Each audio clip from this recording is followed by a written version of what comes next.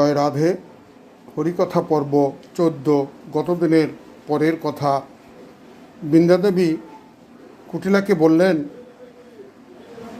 গার্গীমুনির কন্যা গাড়ি সে বাড়ি আছেন, যদি তাকে আনতে পারো তবে তোমার বৌমা বাঁচলেও বাঁচতে পারে।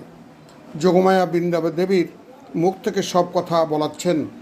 গার্গীমুনির কন্যা বাপের বাড়ি এসেছেন, আসেননি, কৃষ্ণকে মেয়ে সাজিয়ে বসিয়ে রেখেছে। বৃন্দা বললেন, এত নকল বসে আছে? যোগমায়া বললেন, নকল নয়, ওই তো নকল হয়ে জগতের আসল। যোগমায়া গোবিন্দকে বধূ বেশে গার্গীমুনির গৃহে বসিয়ে রেখেছেন। সে তো চঞ্চলা, বসে কি থাকতে পারে? কেবল খেতে চায়, এদিকে ওদিকে যায়, কাঁদিয়ে বেড়ায়। সে ত্রেতা যুগে কৌশল্যাকে কাঁদালো, দাপর যুগে যশোদাকে কাঁদালো, কলিযুগে সচিমাতাকে কাঁদালো। সে শুধু কাঁদাতে আনন্দ পায়। কৃষ্ণ বলল, বুড়িমা, আমি আমার সাজা